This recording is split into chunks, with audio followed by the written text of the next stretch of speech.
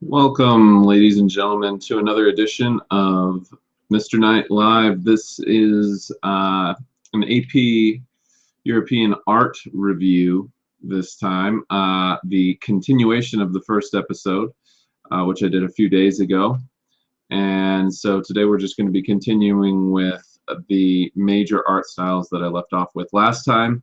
And we will probably not get through all of them. There will probably be a final episode, episode 3, to finish up with the more modern styles of art. We should get through about Impressionism. So we are going to wait a few minutes for students to join, and then we'll get started.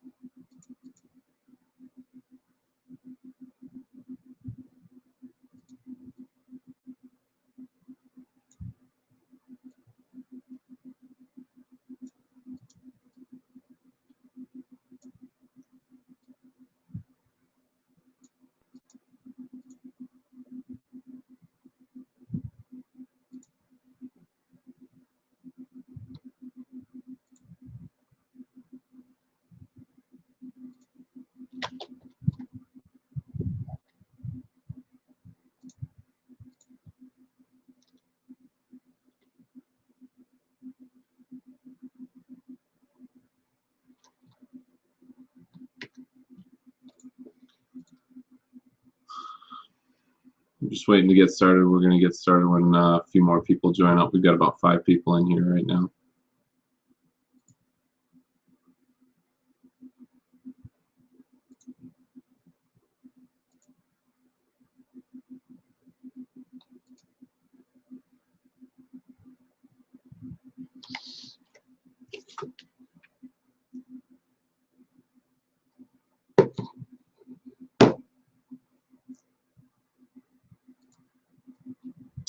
If you haven't gotten an opportunity to watch the first episode that I did of this art review here, I strongly recommend going back and taking a look at it, because the last episode, the styles of art that I covered were early Renaissance, high Renaissance, Mannerism, and what else did I do? In the Northern Renaissance. So early, high, Northern, and Mannerist. Early, high, Northern, Renaissance, and Mannerism. Not particularly in that order, but so that would be good. If you haven't yet gone back and reviewed any of your art stuff, I want to remind you that the art boot camp you can use right as I go along with this video today, at least on the sections that I cover, because many of the, not all of them, but many of the questions are directly pertain to the art boot camp thing, so you can just fill it in as you go along. You won't be able to do the whole thing, but you should be able to do a pretty good amount of it.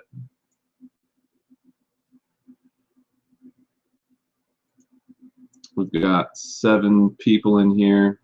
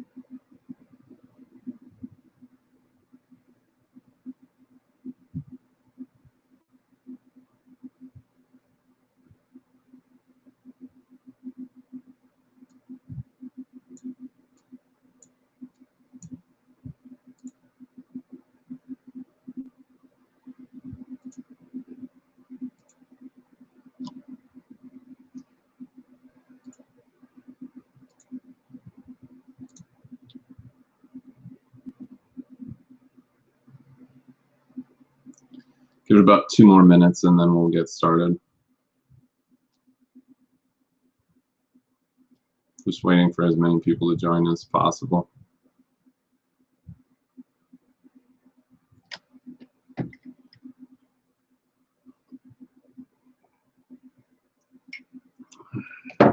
Starting to heat up. Summertime is upon us. Before long, it will be time to blast the air conditioners in Southern California for months on end.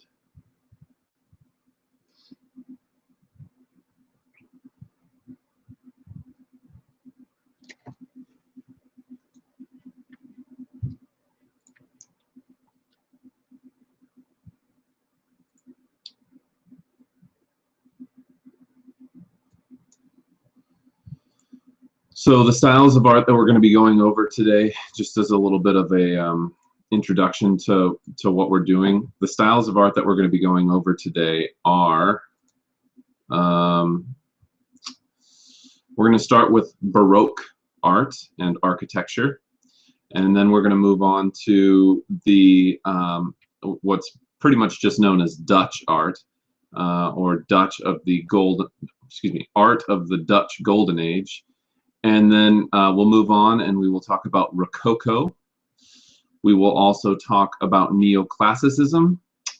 And then we will move on to Romanticism and Realism. I might save Impressionism for next time, because that's when we really get into modern art. So those are the major art styles that we're going to go over. And like I said, if you haven't already seen the first video that we did on, or that I did on Saturday, that one included early Renaissance, high Renaissance, Northern Renaissance, and Mannerism. So check that out if you haven't gotten a chance.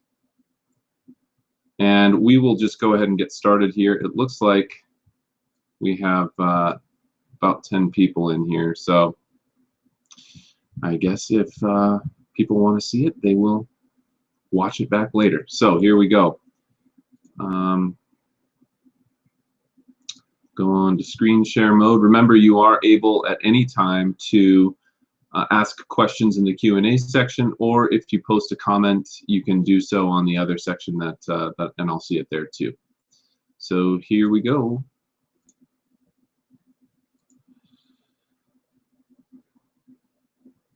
Okay, we left off right here.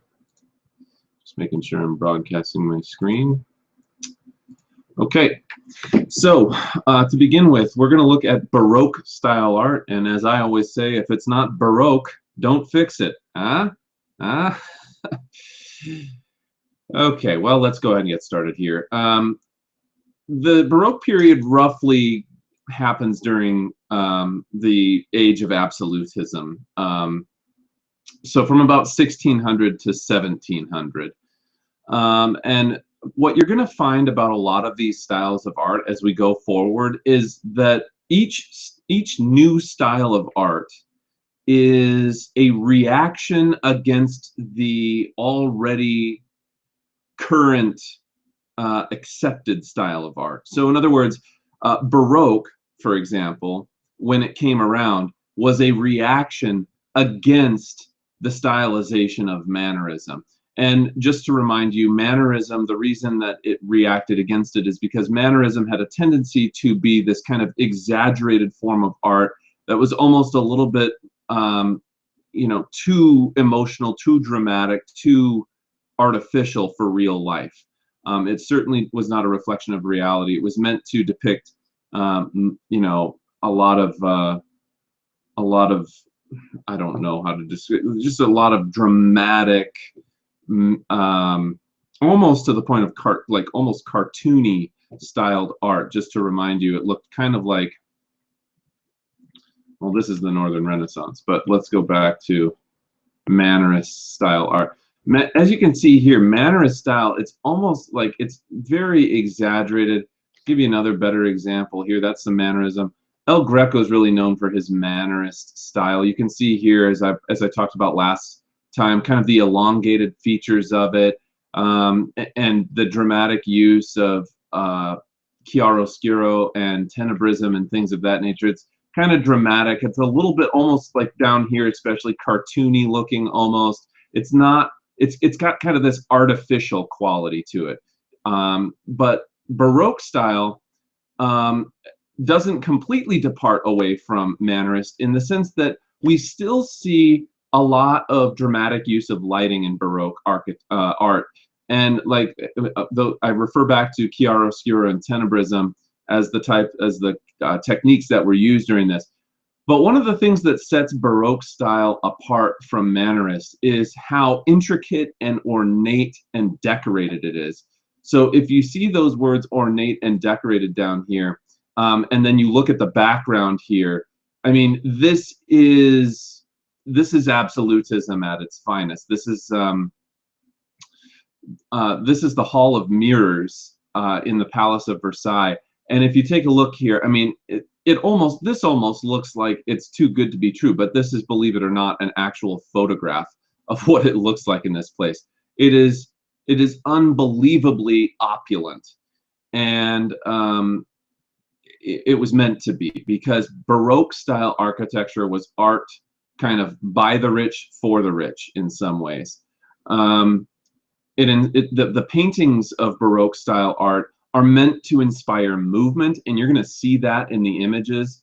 The subjects were meant to look a little bit more realistic, and they were meant to depict kind of spectacular action. And even though you're looking at a still image, Baroque art oftentimes, it's almost like you're looking at something where you caught somebody right in the middle of doing something really momentous.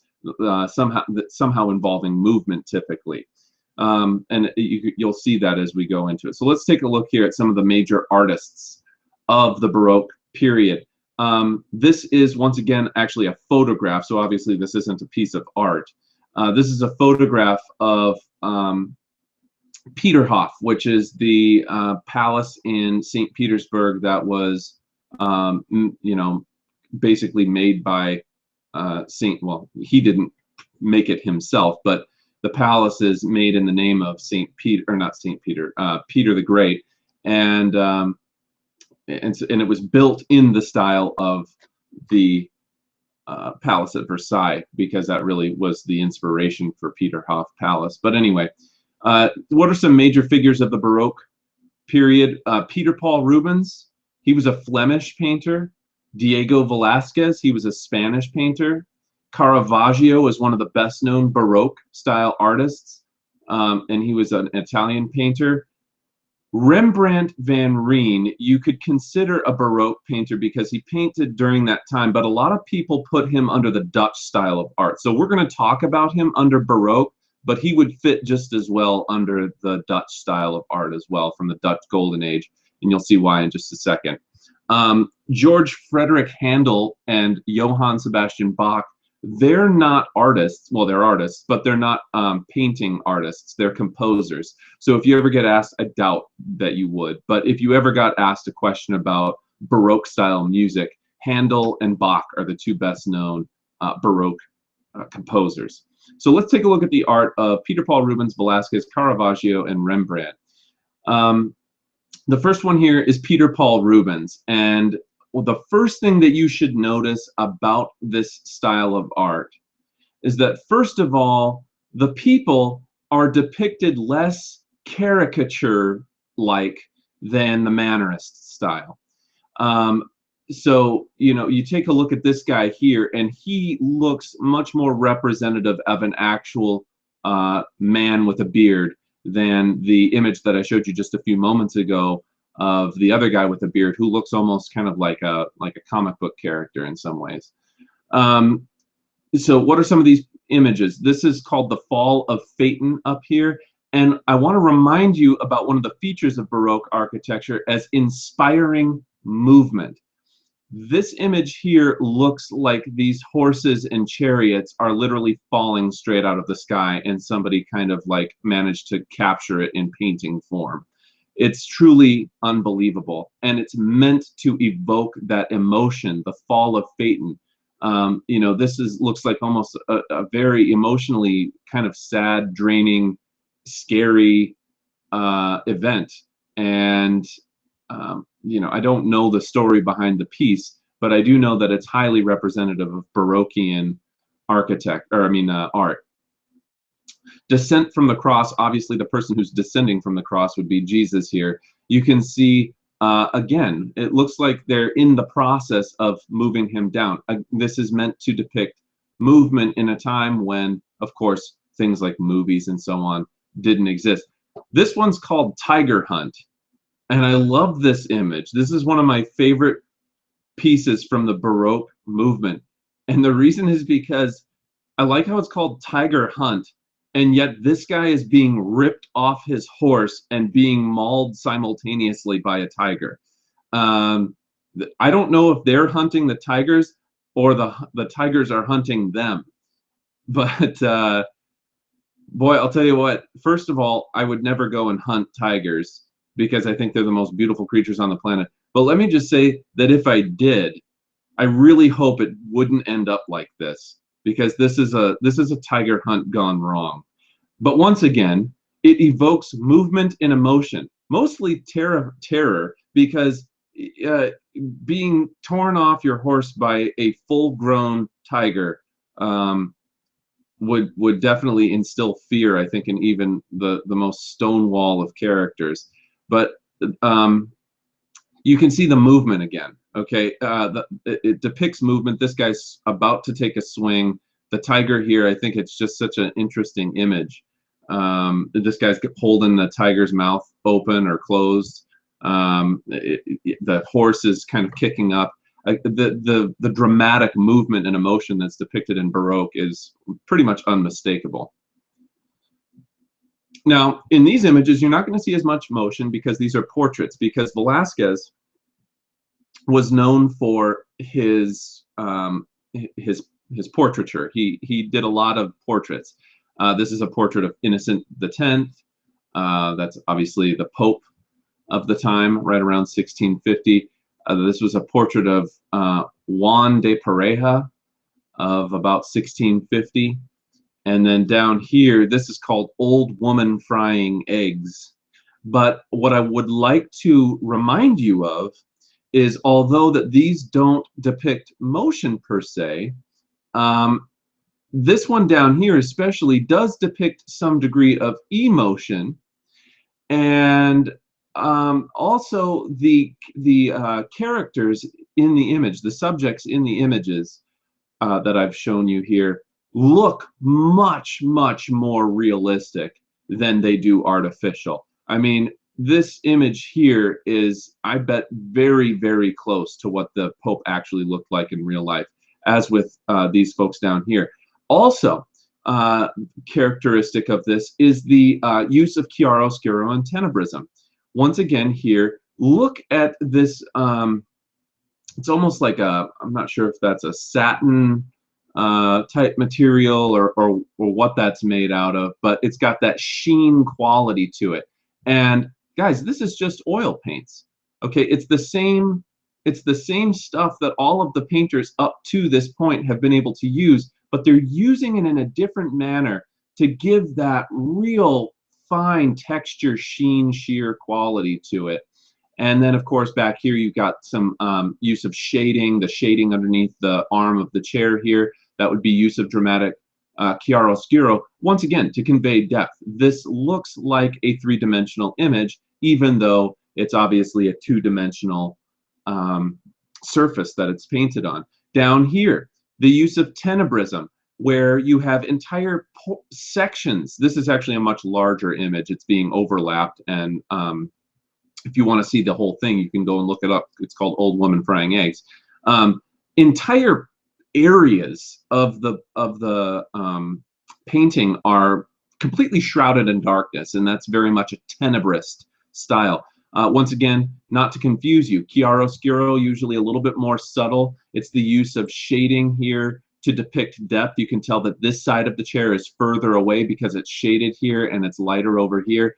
Tenebrism being a much more dramatic contrast between, it almost looks like somebody's shining a light on the subject here, and the light doesn't move past the subject as it's shrouded in darkness back in this. You can't even tell where the end of this boy's coat starts and begins because, starts and ends because of the shadow back here.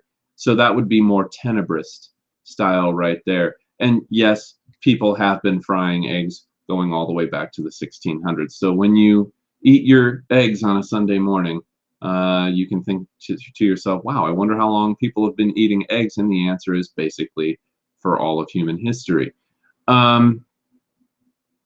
All right, next one. These are paintings by Caravaggio, and what I'd like to draw your attention to a couple of different things here. First of all, Caravaggio was a master of chiaroscuro and tenebrism, and that's most evidently displayed in this picture up here called Judith beheading Holofernes.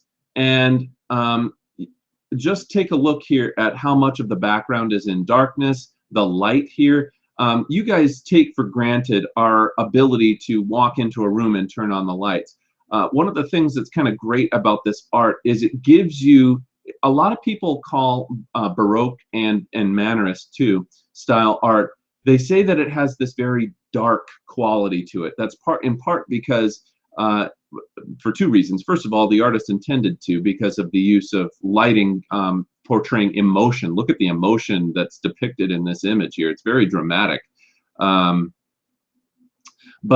beyond that, the use of lighting isn't only used to convey emotion and contrast, but it's also used to depict kind of how the world was back in those times. And you have to understand that the world was a bit of a darker place. And I don't just mean that that's because they only had fire to light the place, but because they don't have use. I mean, really, the two major types of light that you had were at nighttime. You'd have kind of paraffin, kerosene, or oil lamps, and then you would also have you know, your natural daylight, and hope that you can take advantage of that while the sun shines. But at nighttime, the world was a much darker place, really all the way up until the Industrial Revolution, with the invention of, and when I say that, I mean the second Industrial Revolution, like the one that happens at the end of the 1800s, early 1900s, when you get the use of, or the invention of light bulbs by Thomas Edison and stuff. But even then, it takes networks to build that stuff. So we are hundreds of years away from the ability to turn on a light in a room. And so to be honest with you, even though the art it depicts a much darker, if you will, tone, that is at least partially reflective of kind of how the world actually was at that time. So that's one of the things I wanted to draw your attention to about Caravaggio's art. And you can see it again over here. Again, the dramatic use of lighting and contrast, and entire portions of the painting shrouded in darkness. This is called the Seven Works of Mercy. But there's something else that I want to point out, and it's this one down here. It's called the incredulity. That's how you say that word, the incredulity. I have a hard time speaking tonight, but of St. Thomas. Now, this image here, you can see here the focus of the image is this gaping wound on this guy's abdomen, and these three guys all looking at it, and this guy's even sticking his finger in the wound. It's pretty grotesque in its own way. It's not that there's any blood, it's just kind of like, for those of you a little faint of stomach like I am, it's kind of gross. The thing that's cool about this, though, is that for the first time in art, Caravaggio did this a lot.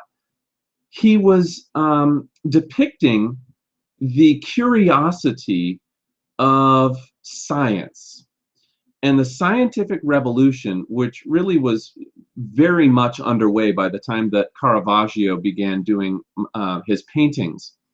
The scientific revolution, the discovery of the New World, has been around for about a century now.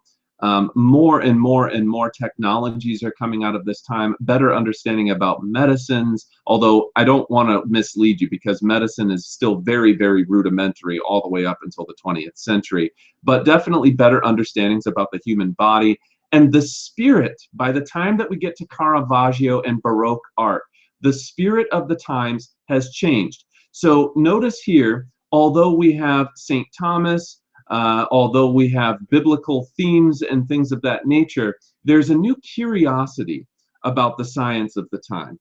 And this is depicted in astronomy, this is depicted in medical science and anatomy, starting really in the mid-1500s. And this is a change from just blind acceptance of classical teachings, and in other words, teachings from the Greco-Roman era, Greece and Rome.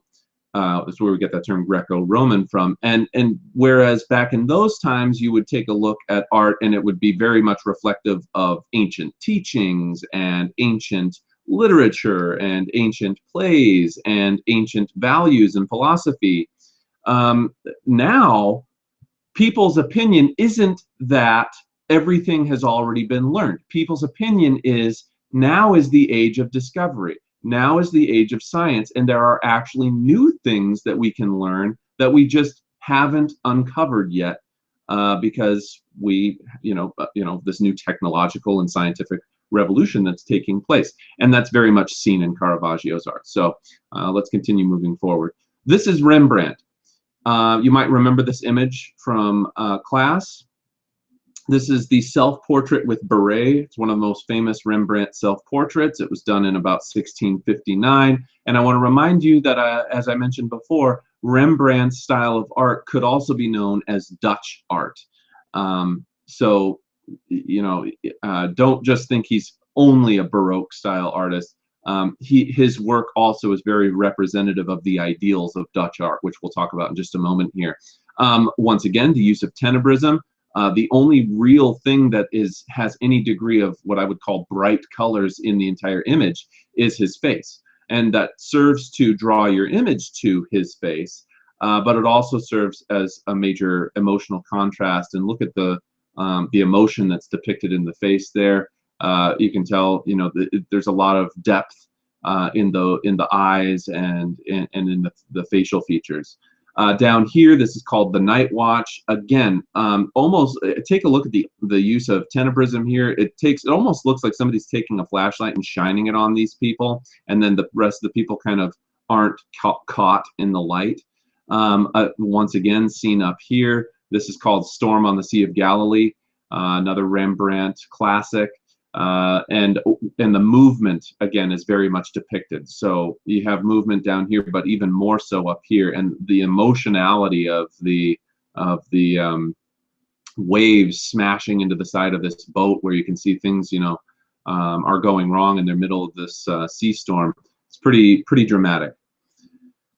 All right, and then I just wanted to quickly show you too a few examples of Baroque architecture. This is the room that I was showing you earlier, the Hall of Mirrors from the Palace of Versailles. The ornate opulence of this building, the chandeliers and the crystal, and this is anything that something's dipped in gold like this, or looks like it's been dipped in gold. That's what we call gilded.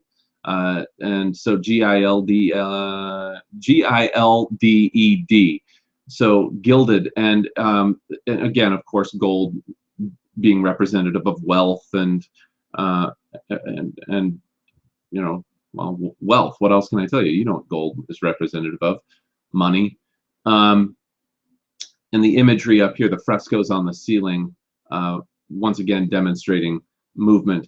outside. This is all gilded up here, so it's very shiny, and the style of it is very elaborate. And you have these sculptures here, and you know, this is all very Baroque style. It's meant to represent like the top 1% of the 1%ers. Very, very, very opulent.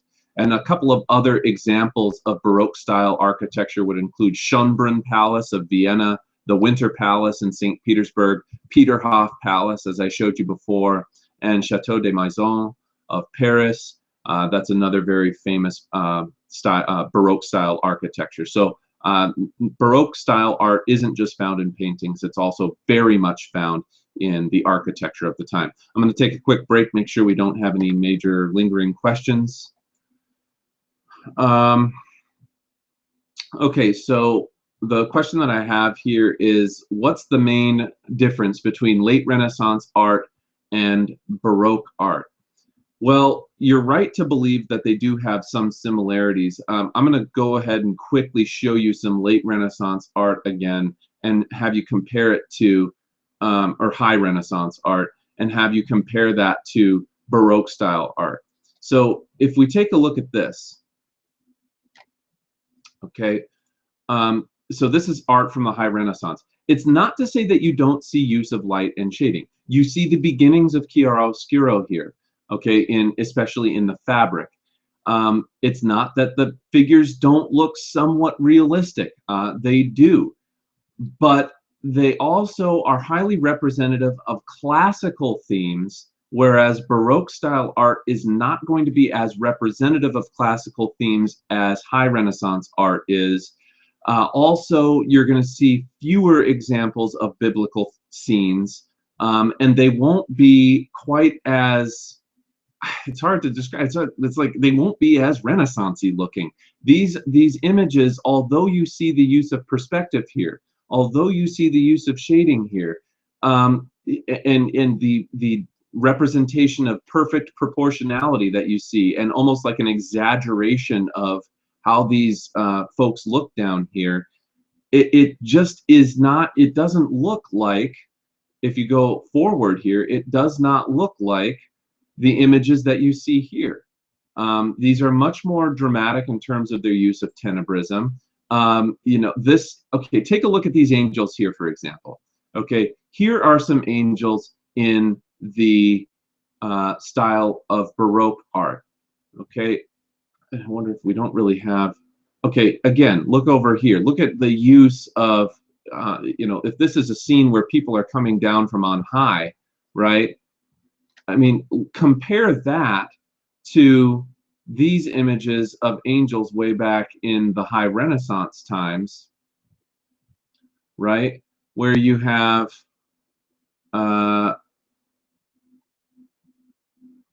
the angels here in Raphael's work, very, very different looking. You know, this is Leonardo da Vinci's Mona Lisa, the use of sfumato and stuff. I mean, it just doesn't look like, frankly, it just does not look like Baroque style art, because it isn't. So I hope that just by comparing them kind of side by side as we've done here, you can see the differences in them. And it's not to say that high Renaissance art didn't influence Baroque style art, because it did. You know, it eventually came out of Mannerism, which was a reaction to high Renaissance art, but it is different, and they do new things here. The other question that I have here, what are the characteristics of Baroque music?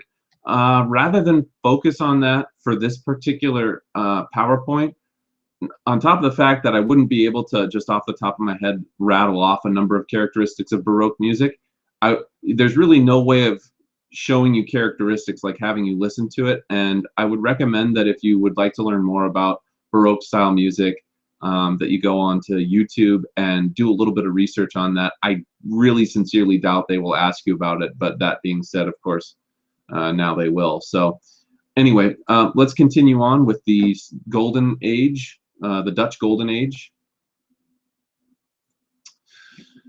So Dutch art has a tendency to kind of fall under Baroque style art, but unlike Baroque style art, Dutch age art, you're going to notice, is a little bit more Protestant and a little bit more secular. So whereas Baroque style art has some religious themes, and you are going to see religious figures, the thing about the Golden Dutch Age art is that whereas the Baroque style art was very much put forth by Catholic patrons or patrons of the Catholic Church, because the Baroque style kind of comes out of the Counter-Reformation. The Dutch up in the Netherlands, as you know, during this era fought for their independence, and from the Habsburgs and Spain particularly.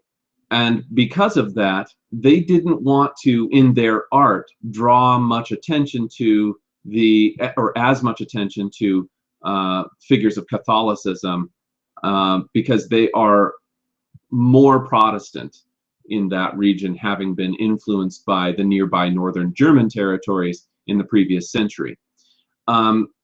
Another feature of Golden Dutch Age art is that it has detailed realism, and I use that word always with hesitation because a lot of kids overuse the word realistic. When you say something is realistic, you are not always referring to it. It's kind of like you can't refer to both at the same time. When you say something's realistic, typically what people mean when they say that something looks realistic is it looks like something that you would see in real life. That's typically how the term realistic is used. But if you're using realistic and referring to the art style of realism, the problem with using that term is that realism, a lot of realist art, isn't called realist because it looks like something that's real.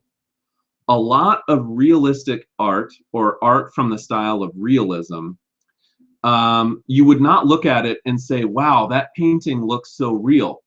Really what they're talking about is that the art represents things that would happen in real life. It's not that the actual image itself looks like real life. And I know that that's kind of splitting hairs a little bit. But when I say that Golden Dutch Age art has detailed realism, what I'm referring to is the fact that it does look like something you'd see in real life. So when I say detailed realism here, don't think to myself, oh, it's realist art. Not really. Realism comes later. So just beware of that. And I know that that's confusing, but that's the best way that I can describe it to you, and I think it'll make more sense as we go on. What are some of the things? Well, Golden Dutch Age art is kind of made up of many genres of art. So the Dutch would, for instance, have people who specialized in art that was representing history, so historical art. You'd have other Dutch artists that were really good with what was called still lifes, where you would take, like say, a bowl of fruit and or a bouquet of flowers and paint that. Then you had things like portraits, which are, of course, paintings of people. Landscapes, as the one that I have in the background here. Family scenes. Interiors was another one, just doing an interior of a room. So the Dutch did a lot of these kind of secular type themes. You're not going to see, classical or biblical characters as much in Dutch art. It's not to say that you would never see it per se, but it's going to be a lot more Protestant, a lot more secular. And remember that the Protestants, especially the Calvinists, but also various other ones, really rejected the idolatry of the Catholic Church, which had come to, over the years, be associated with wealth, and even throughout the entire Protestant Reformation, still very much the Catholic Church was representative of wealth and corruption and things like that. So whereas you'd go to an amazing Catholic cathedral and see all of this beautiful stained glass and art and frescoes on the ceiling and stuff, you're going to see Protestant churches weren't like that. Protestant churches are very, very austere, meaning kind of plain, not decorated, not fancy. So let's take a look at some of the famous Dutch art painters. Frans Hals is one of the best known Dutch artists. I want to remind you, Rembrandt falls under Dutch artists. However, I've already talked about him, so we're not going to look at his art a second time. Johannes Vermeer is another famous Dutch painter, and then Jan Steen is another famous Dutch painter. So Frans Hals, Johannes Vermeer, Jan Steen, and then the classic Rembrandt van Rijn. This here is a Dutch flag. Okay, so here's a few images that I put together from Frans Hals. This one, he's more of a portrait guy. First of all, I want to mention that. More of a portrait artist. This is a copy of a self-portrait, probably done by Frans Hals, but may have been done by someone else. But if it wasn't done by Frans Hals, it was copied of one that was. So it's going to look really, really similar to the one that Frans Hals would have done. This one was actually for sure done by Frans Hals. This is called Willem Huisgezijn. I don't speak Dutch. Man, they've got a weird language. Done in about 1634. Down here, this is called Meager Company. And once again, less than the qualities of the art, I want to remind you that the thing that distinguishes Dutch art is the themes of the art. So if you were to take a look into, you know, what are you actually looking at here? What's the history of this? That's indicative of it being Dutch. Also, the Dutch are also known for wearing very much these dark clothes here, and that's another reason that I included this, is because the Dutch are known for wearing these dark clothes with kind of these collars on their shirts or on their jackets or clothing. I forget what these things are. There's a name for those things, but I forget what they're called right now. Okay, here's some Dutch still life art for you. I want to show you this one here first. This is called The Astronomer. This is 1668. Again, remember, Dutch art a lot of times falls under Baroque art, and as I told you before, even though much of Baroque art we typically associate with the Catholic Church and opulence and stuff like that, and wealth, remember that during this time, technology, education, those are things possessed by the wealthy. So if you had a globe on your desk, if you had a map in your house, you probably had that commissioned or made for you, and it was representative of the fact that you were embracing a new technologies, new intelligence, new learnings, and were a person very much of modernity, if you will, to use that term. So the astronomer, why would they have a guy like an astronomer in 1668? Well, clearly we're seeing the scientific revolution of the previous century coming through, new learnings about gravity and Earth's position in the world and stuff like that. And of course, the church wouldn't have wanted to have their say questioned in that too much. But if you're a Dutch artist, you don't really have to worry too much about what the Catholic Church thinks, because you're probably a Protestant. Over here, you have, this is called The Milkmaid. This is a very, very, very famous piece by Johannes Vermeer. And what else can you say about it? But it's kind of, sometimes Dutch art is very much known for its austerity. And this is not fancy. This is not meant to be, you know, a person who's extraordinarily wealthy. She's very much dressed in peasantry type clothing. As you can tell that she's a worker, and she's just kind of going on about her life. This is why they sometimes say that Dutch art was the predecessor to realism, because realist art would very much focus on these types of things. A person doing a job, somebody working out in the field. The irony of realist art is that when you look at it, you would never mistake realist art for like a photograph or something. They simply call it realistic because it's something that a real person would do.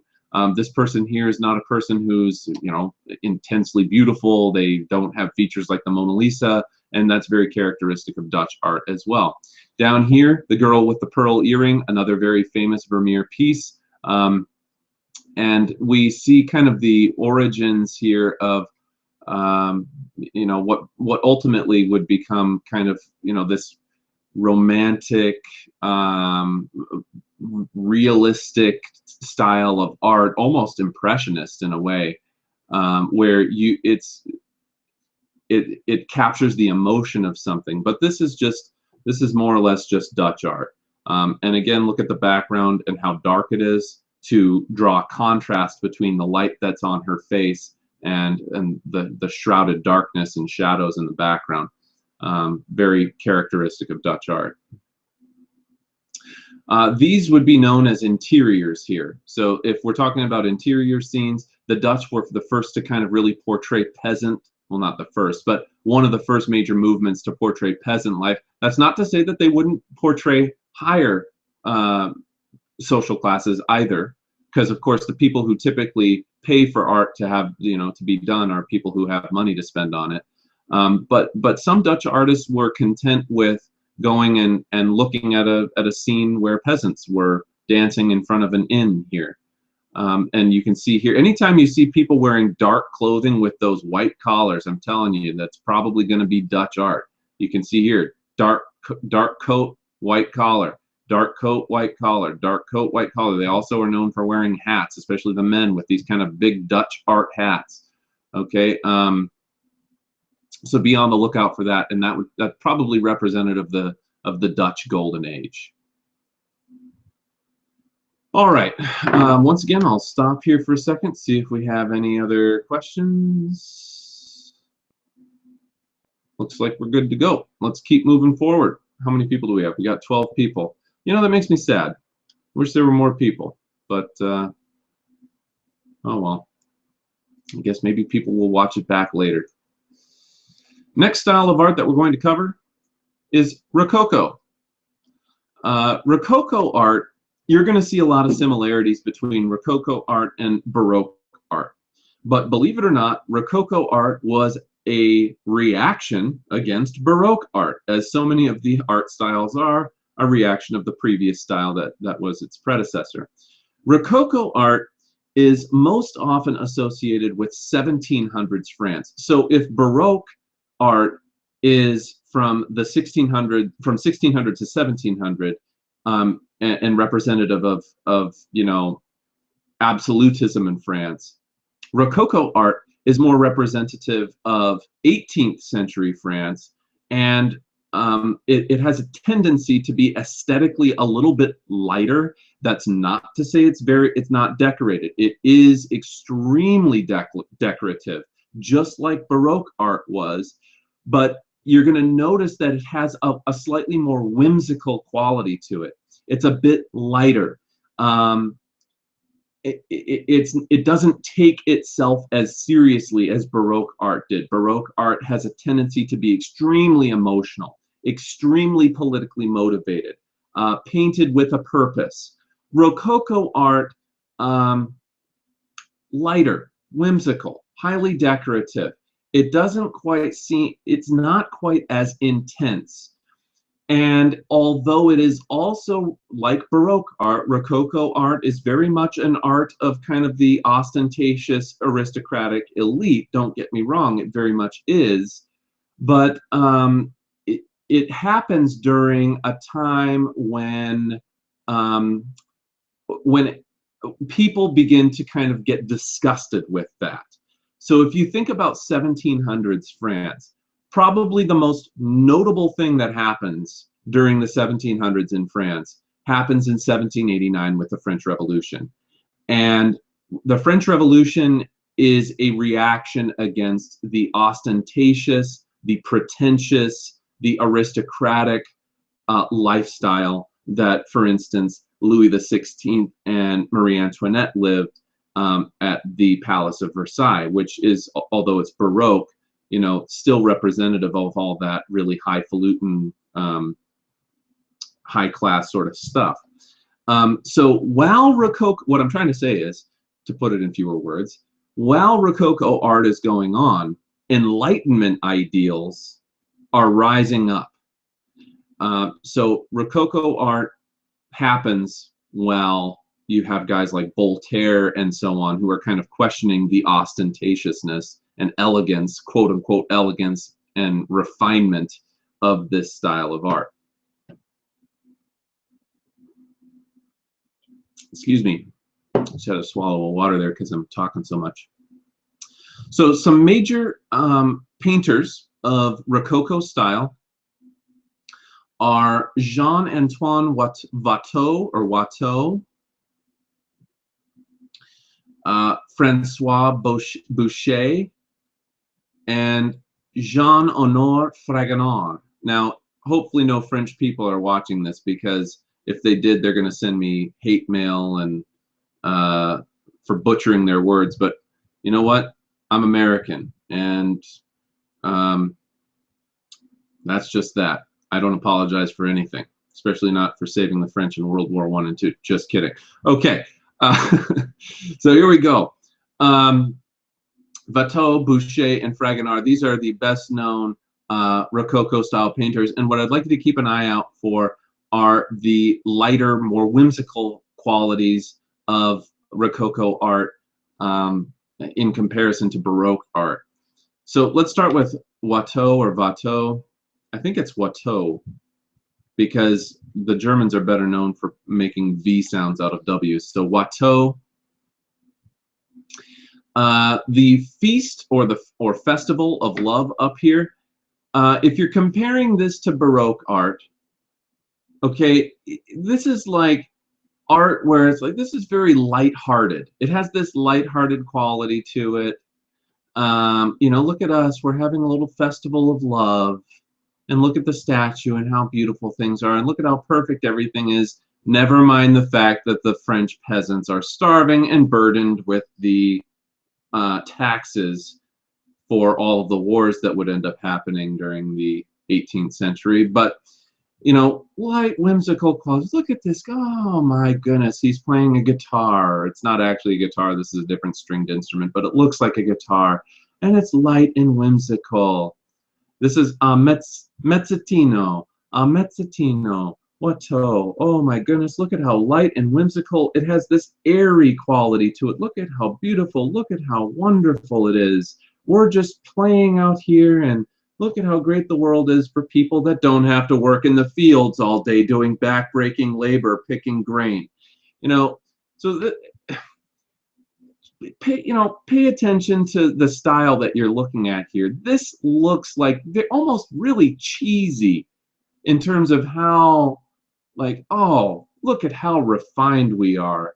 I've got a feather in my hat, you know? Again, look at here. It's so exaggerated, almost to the point of corniness. It's like, look at this. This doesn't even look real anymore. And it's more lighthearted than Baroque art is. And then down here, it almost has very romantic qualities to it in some ways, depicting things better than they could possibly have really been. But they're not doing it to like distract you from the Industrial Revolution or something, because the Industrial Revolution hasn't really gotten underway quite yet. We're still in the age of innocence of sorts. You know, this is like, you know, almost, I guess you would say, almost feudal type qualities in this art. Look at how feudal this looks in some ways. Feudal yet refined, right? It's like, look at how in touch with nature and beauty we are, and look at this wonderful dresses that I'm wearing here, and these lambs have just gathered around. Okay, I'll tell you what, if lambs actually came up to you in real life, they'd smell, they'd be pooping, you know, they wouldn't come, they'd probably come up and eat these flowers here, you know. It wouldn't be beautiful. You'd be sitting on a stinky farm, and it wouldn't look this refined and elegant and beautiful. And that's the quintessential marker of Rococo art, is you're looking at this and you're thinking to yourself, there's no possible way that this was ever this beautiful in real life. It could not have been this wonderful. Not to mention, none of these folks showered, you know, so I'm sure they just smelled putrid. And then, oh, look at this. By the way, this was the work of Boucher. Okay, and then down here you have Fragonard, right? The swing. This looks like something out of Cinderella or something. And look at, oh, look at me, I'm just laying in the flowers here. And the beauty, right? Look at over, oh, look at me, we're having this little parasol, umbrella, sunshade, whatever this, the musical contest. Must have been so wonderful. Guys, this is the type of art, by the way, this is Dennis Diderot up here, and remember when I was telling you about Enlightenment ideals, okay, I didn't mention that for no reason, okay, we're seeing the rise of the Enlightenment salons in France, and, you know, that sort of thing happening at this time.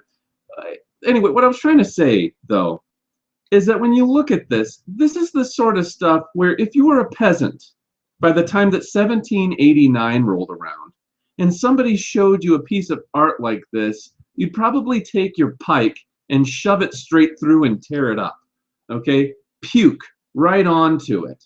Because no one who's a peasant during this time, no one who's even kind of a bourgeois person at this time wants to look at this aristocratic, look at how wonderful the world is as I'm, you know, traipsing through the tulips, or dancing through the daisies, or swinging from this wonderful tree, or have a musical contest, and look at us just, you know, relaxing the day away, doing what we do because we're rich and we do what we want. No one wants to see that by the time that the French Revolution comes about, and that's exactly why Rococo art falls out of favor. All right.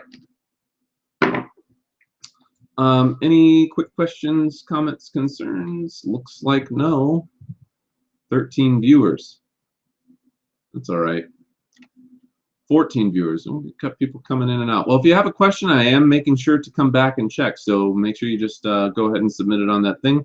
We'll jump right back into it here with Neoclassicism.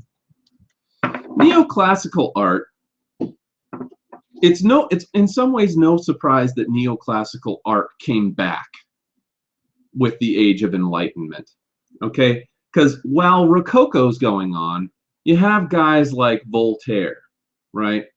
Guys like, well, Locke and Hobbes are already dead, but guys like Montesquieu, guys like Beccaria, and those guys are all starting to kind of question the socioeconomic system of absolutist France and other places, but mainly France. And so what is neoclassicism but a return to the types of classical Greco-Roman art and culture stuff that we used to see way back during the High Renaissance? But remember that High Renaissance art was very much patronized by the Catholic Church and was very biblical. That's not to say you don't see biblical themes in neoclassicism at all, but it's much more focused on Greco-Roman art and culture. Why? You might ask yourself, why did neoclassicism come about during this time, 1760 to 1840? Well, I want you to realize that neoclassicist art was not only limited to art. It was literature, it was theater, it was music, it was architecture. And so we see neoclassical themes penetrate into all those different areas.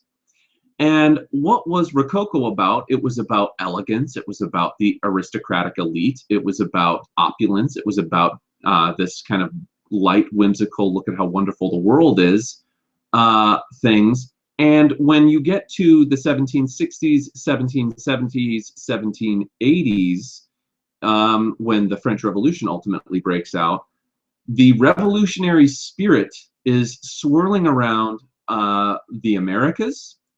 It's swirling around France. And what better to inspire the revolutionary spirit to get some quote-unquote change going than virtue, than reason, than heroism? And I want to remind you that the age of reason came directly after the scientific revolution, because it was the idea that if we can take and apply universal laws to the world, to physics, to chemistry, to astronomy, to the human body and physiology and anatomy, if we can apply those types of laws to scientific features, maybe we can take and apply those same scientific laws to human nature, to reason. And what better than to use the inspiration of the birth of reason, the birth of virtue, the birth of heroism as your inspiration during the Age of Enlightenment, okay, than Greco-Roman art and culture, where you had, the gladiators and various countless other stories from Greece and Rome, and features of their art and architecture as well. So what are some features that you'd see in Neoclassicism? Well, you're going to see a lot of white marble. And if you don't believe me, just take a look at like most of our buildings that we have in our nation's capital at Washington, D.C., and how strongly neoclassical they are. Why? Because America, of course, is born out of the Age of Enlightenment. It's born out of the Age of Reason.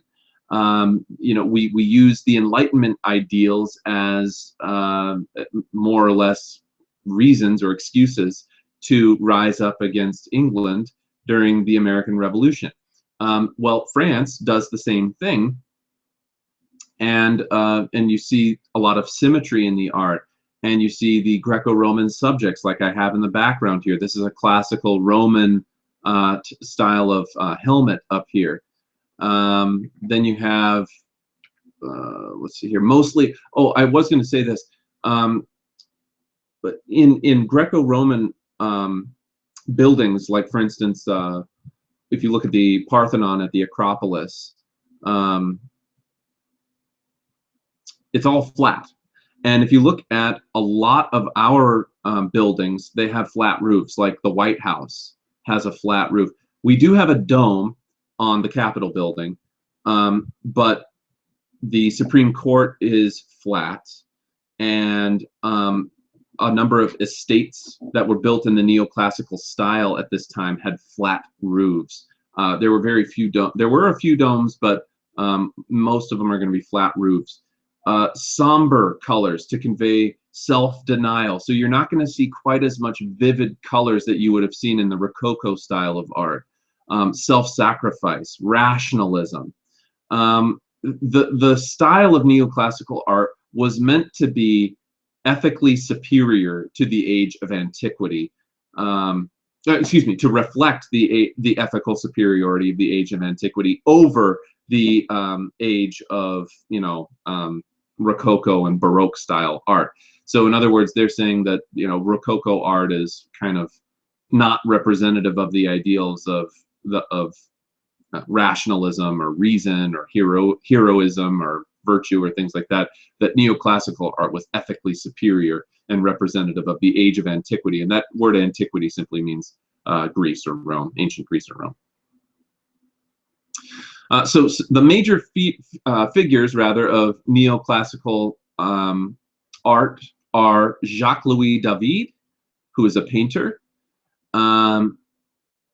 Jean-Auguste Dominique Ingres, who was also a painter, John Nash, who was an architect from Britain, and then you had Joseph Ducreux, and Joseph Ducreux, I think it's Ducreux, Joseph Ducreux has to be one of my favorite painters of all time. I didn't know a lot about him, but I looked into him, and he's just awesome. So we'll get to Ducreux in a second, but let me show you the most famous neoclassicist painter, and that's Jacques-Louis David. And Jacques-Louis David is right here. You can see, you've probably seen this one before. This was the drawing of the tennis court oath. Jacques-Louis David was the quintessential painter of the French Revolution, and he knew, he actually became a deputy in the National Convention. He knew Robespierre, and this is a self-portrait of David down here.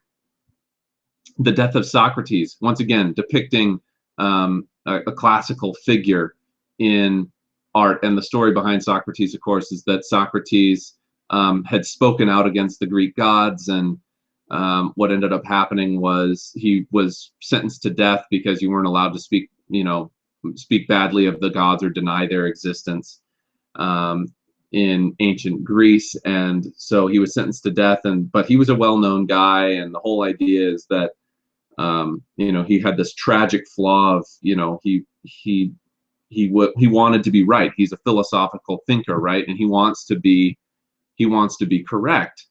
And so they basically say, you know, listen, Socrates, we don't want you to like die here, but unless you take back what you say, you're going to have to die. And the whole idea behind Socrates was that he said, no, I refuse to take back what I said because I believe in it. And if I believe in something and I take it back, then that means that my whole existence as a philosopher is a sham. And so they say, listen, we get it. Like, you actually believe in it, whatever. Just say you're sorry and we can move past this. And he's like, I absolutely refuse to. And he, of course, drinks the hemlock poisoning and ends up dying by way of, you know, basically forced suicide. It was his sentence, even though he didn't have to die. And that's kind of a tragic flaw. So again, it's no surprise that David would represent that in this image down here, because, you know, Socrates is a neoclassical figure, or is a classical figure represented in neoclassical art. This is called The Lictors Bring to Brutus the bodies of his sons. Another tale of antiquity up here. And so this is neoclassical art. Here you have the work of Ingres, who was familiar with Napoleon. This is Napoleon on his imperial throne. You might look at this and say, oh, well, isn't this representative of the same types of opulence and so on of the last one? Not really, because, I mean, look at all the majesty he commands here. And although Napoleon himself, of course, was, you know, quite, you know, powerful and wealthy and, you know, figure of French leadership during the Napoleonic era, of course, this is more representative of the triumph of man to overcome you know, the absolute monarchy, even though he himself becomes very much of a you know, an absolutist dictator. There's a lot of ironies in Napoleon's character, but this is representative, as much as you might look at this and say, oh, well, how is that any different than a portrait of Louis the 16th? Well, in some ways it's not, but in some ways it's kind of like the fact that Napoleon was seen as a person of the people and had all these kind of virtuous qualities about him, versus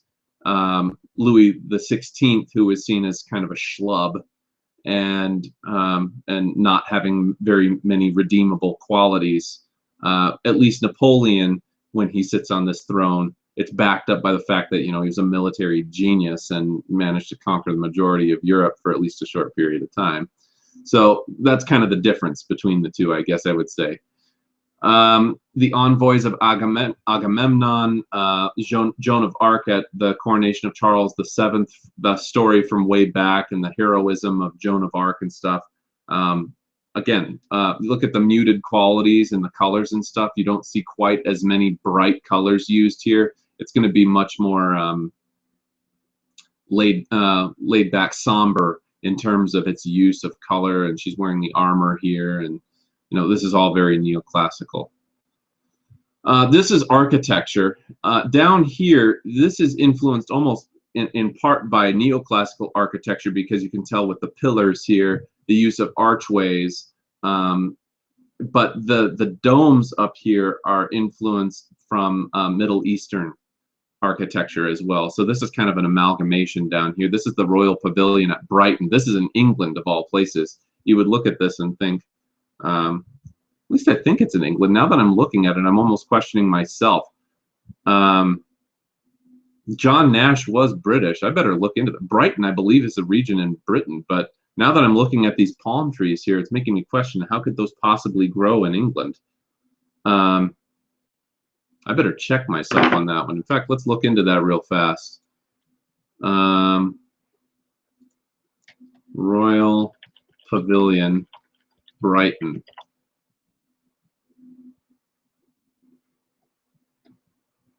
Yeah, it's in East Sussex. It's in the UK. So how do they get the palm trees to stay alive there? There's no palm trees in England. All they've got is bad food and worse weather.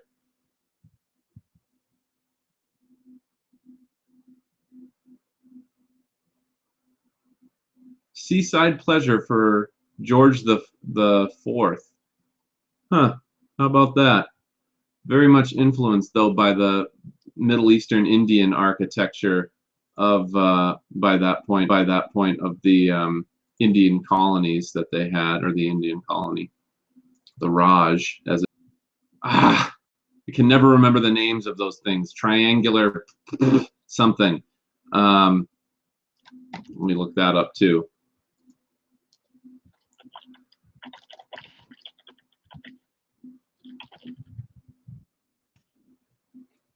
Pediments. Thank you. That's the word that I'm looking for. Pediments. Triangular pediments at the tops of the buildings there. So these pediments up here are very representative of neoclassical architecture as well. You don't see any down here because of the influence of Indian and Middle Eastern style domes. But okay, and here's my favorite, Joseph de Croo. This guy was awesome. Okay, and take a look at this. No one paints an image like this. Who does this? This is a self-portrait. This is, I'm not joking. This was painted in 1793. Okay, self-portrait of Joseph de Croo. This guy's awesome. I wish he was my friend, because to have the kind of gall to go and like paint something like this amidst all of this art that's supposed to be representative of like virtue and honor and integrity and so on. Like you can see it down here, like, oh yes, virtue, Marie Antoinette. Okay, let's paint a nice little painting of her down here. That was a little bit earlier too, a little bit almost Rococo influence down in this one. But up here, this is just bold. It's irreverent, and I love it. They actually took and made an internet meme out of this guy. And they basically, it's terrible, of course, as most memes are, but basically it's like this guy saying, he'll make some like weird remark, like it'll be like a typical modern day remark like that you'd hear in like, you know, youth culture or music videos or MTV or something like that, right? It's like but it'll be said in the style of, you know, an 18th century phrase. Really dumb meme. But Joseph de Croo is awesome. And this is another one. I mean, look at the emotion depicted in the faces up here. You're not going to look at this and think neoclassical per se, but he technically is a neoclassical artist. It's just that because he's a portrait artist, you don't think of him as being neoclassical, because we think of neoclassical as being stuff like this. So anyway, de Croo is still neoclassical, but probably if you were ever to get a DBQ or FRQ on neoclassicism, de Croo wouldn't be my first choice to use as an example of a neoclassical artist. All right, let's move on to Romanticism in just a second here, but I'm gonna show you these other ones. I'm going to answer these questions here first. So it says here, what was the motive behind Rococo art? Why did they romanticize it so much? Well, they romanticized it, I guess, a bit because it was supposed to be representative of like highfalutin times and how beautiful things were, and you know, things of that nature. But it's pretty lighthearted. And the reason we wouldn't necessarily call Rococo art romantic art is because Rococo was not meant to evoke a ton of emotion. It's kind of meant to be like this lighthearted, like, oh yeah, we had like a lighthearted day at the beach. It was very like, you know, chill, laid back, look at how rich we are, it's sort of thing.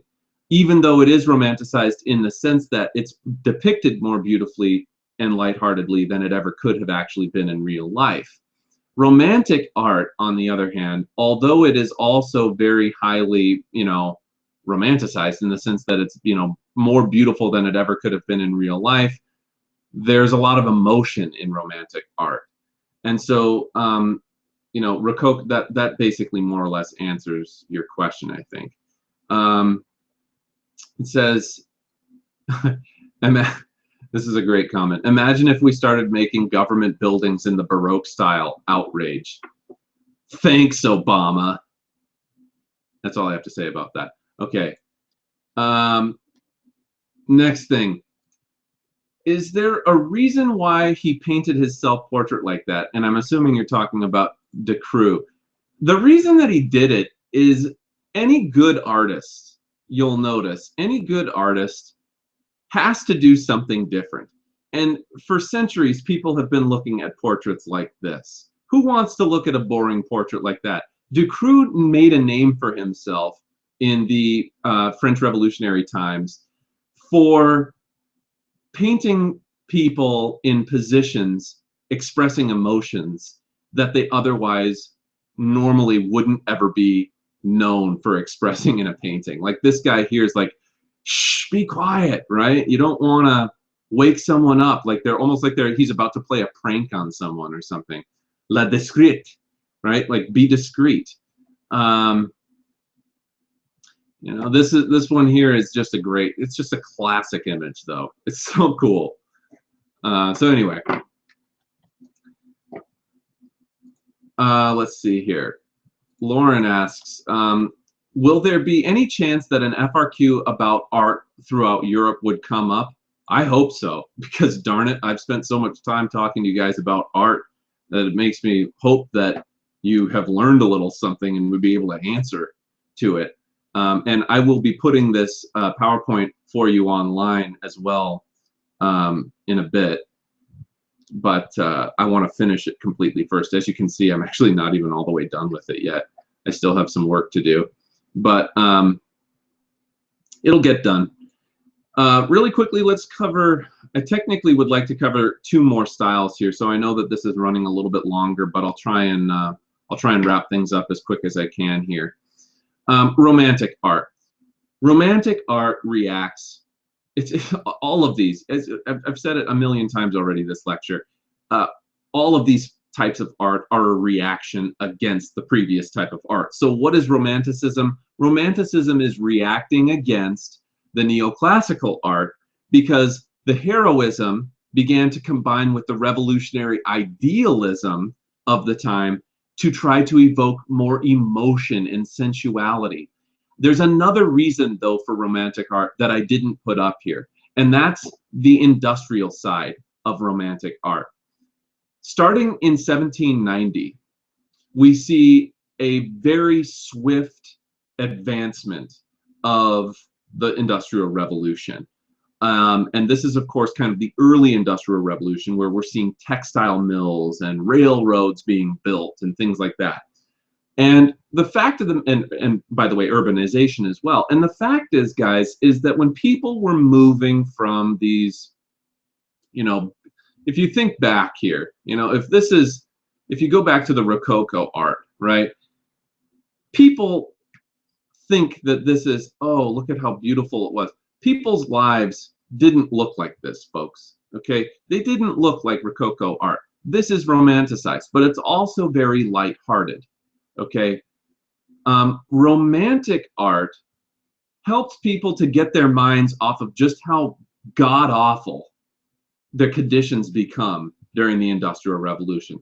Less so in France, oddly enough, though, because France is so wrapped up in the Napoleonic Wars, and they have certain provisions in France, like, for instance, their economy was hampered by various provisions that prevented them from industrializing as fast, because in England, by contrast, you had a central bank. England was able to go into a lot of national debt to pull themselves out of the Napoleonic Wars and win the wars. Also, there were no restrictions between aristocrats of England investing their own money into buying land and making that, they're doing the whole enclosure movement and stuff like that. In France, they weren't allowed to do that.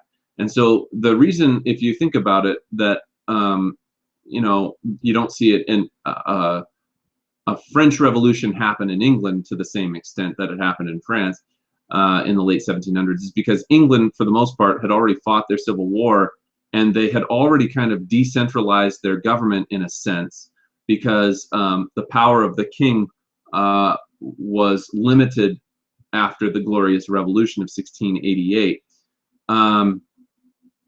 here I am rambling. I better get back to the point here. The point is to say that people's lives during 1790 to 1850 in France may not have suffered as much from the Industrial Revolution, but various other places, like England, for instance, romantic art would have been a nice escape from your everyday lives.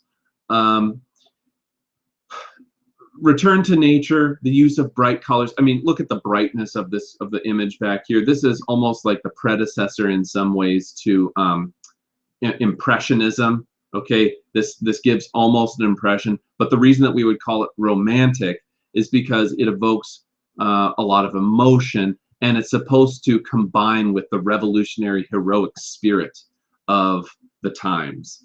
A belief in the goodness of humanity, the goodness and the trueness of senses and emotions, promoting justice. The romantic, if you think about like the romantic ideals of the Constitution, as an example, is that everybody's treated equally under the law, and the emotion of that and the sensuality of that. Well, of course, romantic is very different than, you know, the practical application of the, you know, Constitution, where, you know, realistically, not everybody is equal under the law, as much as we'd love to believe they are, and things of that nature. So this is commemorating the dramatic events of the time and of history.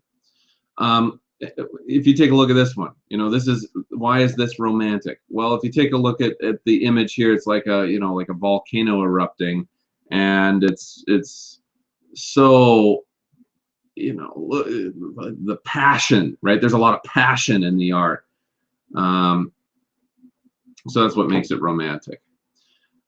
Eugene Delacroix, the French painter, J.M.W. Turner, an English painter, Caspar David Friedrich, you should remember him, he was a German painter, and then Francisco Goya is a Spanish painter. Probably these two guys here are the best known. Delacroix is pretty well known too. Well, all of the guys, let's face it, all of them are pretty well known. Romantic art would look something like, look at this right here. This is very romantic right here, right? Lady Liberty leading the people in the French Revolution. Now, this was done many years after the French Revolution. It's done in 1830, but you know, the spirit is there, right? Women of Algiers. How is this romantic? Well, you know, it's not Rococo, because these people aren't highfalutin folks. Algiers is a city in Algeria, which is a colony of France, so it's no surprise that Delacroix was there. You know, down here, but it evokes an emotion, and again, this picture is much larger. It's cut off by the edges here. The Death of Sardanapalus. This is another very emotionally evoking scene. So this is very, very romantic in the sense, you know. And you might be thinking to yourself, man, these are starting to kind of run together a little bit. But if you can kind of commit to memory how some of these things look, I'm just going to move forward here. I don't want to spend a ton of time. This is very romantic. This is more beautiful than it ever could have been in real life, but at the same time evokes emotion, which is what delineates it from the Rococo style. So even though Rococo is more beautiful than it could be in real life, it evokes a lot of emotion. This one's a little bit lighter. But if you take a look at the pillars here, again, it depicts kind of this Greco-Roman theme. This is modern Rome. You know, the imagery is deliberate, and it is romantic, and it does evoke emotion. Again, down here, it evokes emotion. Calais Pier, Calais being the port city right up at the English Channel there. It's only a hop, skip, and a jump away from England, across the English Channel, and you know, evokes emotion. It's more beautiful, more amazing, more incredible than it could have been in real life. And these ones, Friedrich, this is why Friedrich's so well known as a romantic artist. I mean, this is the sort of thing where this really evokes romantic art, but the majesty of it, right? So compare this. Okay, this is very majestic. This evokes emotion. This is these above the clouds here, you know, justice and honor and these types of themes run deep in Romantic art. It's very emotional. You get this majestic, deep feeling from it. And although it's depicted as more beautiful than it could have been in real life, that added quality of emotion is what distinguishes it from Rococo art. And then finally down here, once again, Romantic art by Goya, Francisco Goya, Spanish Romantic artist. And here you have some people working down here, but the notable difference between these folks is that these aren't aristocratic people. These are workers down here. And here you have this building in the background, maybe representative of some degree of majesty here. The 3rd of May, there's a whole story behind the 3rd of May here. This is, look at the emotion in the faces here. If you were to zoom in and do a detail of this guy's face, the emotionality of it, and is this justice and, themes of civilization and things like that. So, if you have, this is one of his most famous, the kite, okay? So take a look into, if you have some time, Goya's art, maybe some of Friedrich or Turner's art, and really ask yourself what makes it romantic. And if you really think about it, it's that it evokes emotion. And so although this might be a little bit lighthearted, it's not that kind of, pompous quality that you get from Rococo style art. Just making sure that there's no questions. Let's close this out here. I am almost done. I know that you guys have been real patient. We've still got 12 viewers. We'll do one last art style today, realism. Here we go. I mentioned to you earlier that realism is one of those tricky terms, and I'll say again why it's tricky. When you think realism, you'll think to yourself, oh, it looks like something, that I would see in reality. Well, realistic art, if you're really talking about the style of realism, realism more refers to this is something that somebody would do in real life, but you're not going to mistake the image that you're looking at, the painting that you're looking at, for a photograph per se. Does it look somewhat realistic? Sure. But does it look like, oh, wow, I mean, that looks like a photograph? No. So where does realism come from? Realism comes when people start, around 1840, artists start doing realism style art because they are kind of sick of the heightened emotionality of Romantic art.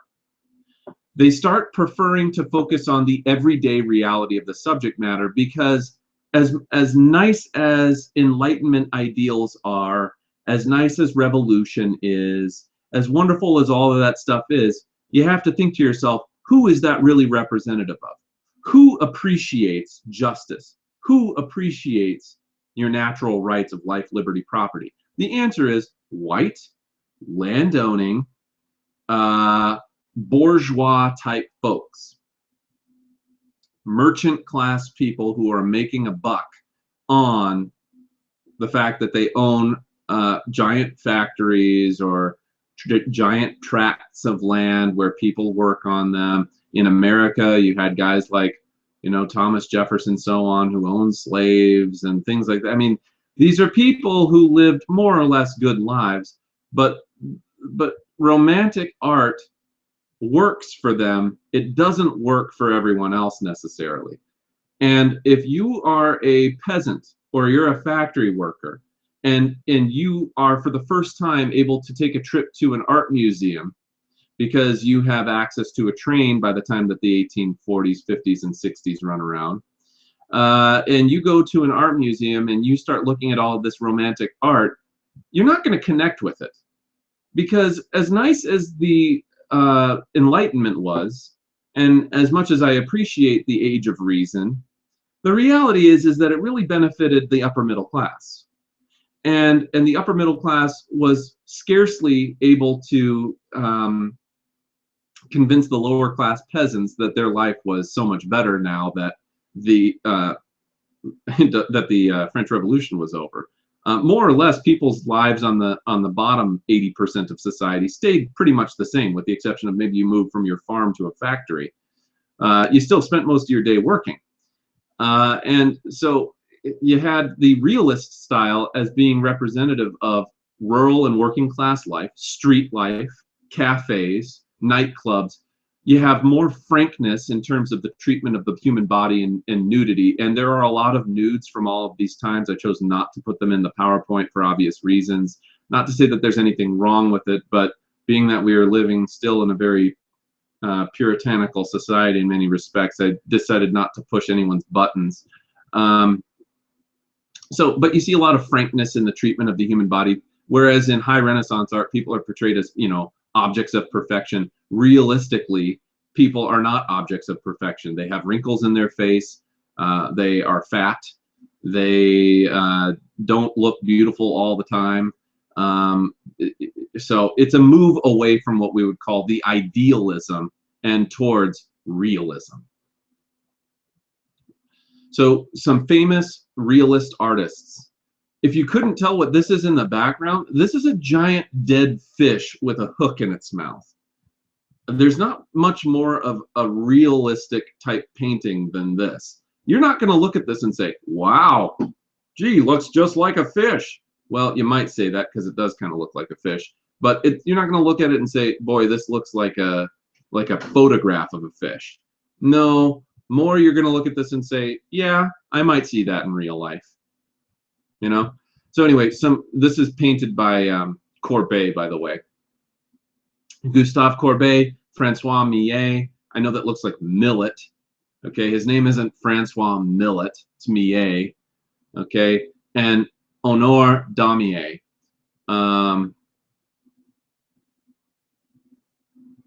So here's some more of Courbet's work other than the fish. This is a burial at Ornans. Who paints a burial? That's grim, right? These people are dressed in dark clothing, but you'll notice that it doesn't look like the Dutch clothing that I showed you earlier. It's grim. Why is this realist? Because in reality, kids, people die, right? Self-portrait. He called this the desperate man. And you're going to look at this and say, oh, wow, this looks somewhat realistic. Well, kind of. To be honest with you, this almost reminds me more of Mannerist art in a way. This looks more realistic. This is an odd picture. Kind of has this Johnny Depp quality about him. But I decided to put that in there because it's probably his most famous piece, The Desperate Man. Why might you call it realistic? Well, you know, I mean, he's kind of got these qualities to his face that make him look more or less real. The eyebrow expressions, the way that his goatee and hair lie. I mean, it looks more or less realistic. Maybe not the best example of realism. This one's better because you can see here. I mean, it's not that she's ugly, but it's not like she's, whoa, drop dead. This is unbelievable, like gorgeous. She's kind of running her fingers through her hair here, looking through the mirror, like, hey, I just got up. Let's, you know, take a look in the mirror. You know, I try to avoid doing that myself, but you know, whatever. She doesn't look to have too much makeup on. It's realism, right? It's more real. Again, you're not going to look at this and say, wow, looks like a photograph. No, but this is probably something that someone would do in real life. Millet has to be the most famous and most blatant obvious of realist art. Again, I want to emphasize, you're not going to look at this and say, gee, looks just like a photo. That's not what we mean by realistic. What we mean is, yes, shepherds tended their flocks at this time. If you lived on a farm and you had a flock of sheep, you needed a shepherd to tend the flock. That's very real because, well, it's something you'd really see. And I told you before, and you might remember me telling you this, that this is going to remind you a bit of the Dutch art, because the Dutch artists like, say, Van Eyck or someone like that, not Van Eyck, the Dutch artist who painted the milkmaid, blanking on his name right now, but nonetheless, it's kind of those real type qualities, more looking at the poorer side of society, not always looking at the highfalutin folks. The gleaners down here, I showed you this one in class one time by Millet. The potato harvest, okay, these are workers, they're doing a job. It's something that you would encounter realistically. Down here, we've got the washerwoman. Again, a woman who's doing some laundry. This is Daumier's work. The miller, his son, and the donkey. No, you might not look at this and say, wow, that's so realistic. But what makes it realist art, kids, is that these girls don't look like supermodels. They don't look like so perfectly, whatever. They're kind of heavy set peasant type women. This woman's carrying a basket full of fruit on her head. Here's the miller over here. What is a miller? He works at a mill. In his donkey. Okay, this is working class sort of stuff. These two guys over here by Daumier playing chess. Why is this realistic? Because, well, back in 1863, you might have walked into a cafe and seen people playing chess. All right, so it kind of almost brings back some of the secularist Dutch ideals from the Dutch art of 200 years earlier. All right, and that's where we're going to leave off. Let me double check, make sure we don't have any comments here. Are we going to cover 20th century modernism and female artists from the art boot camp, or should we just research those ourselves? Good question. I am going to be going over that style of art coming up. Now it's dark. I am going to be going over that art eventually. But not today, because we've already spent a good portion of time talking about art this evening. So modern art will be part 3 of our major art review. I appreciate all you guys tuning in today. I know it was a long review, but hopefully you found this helpful. And boy, do I hope that you guys get an art FRQ, because if you do, you're going to be able to say a whole lot about it. Well, that's it for me, kids. I'll see you again Friday. And thanks for tuning in. Night.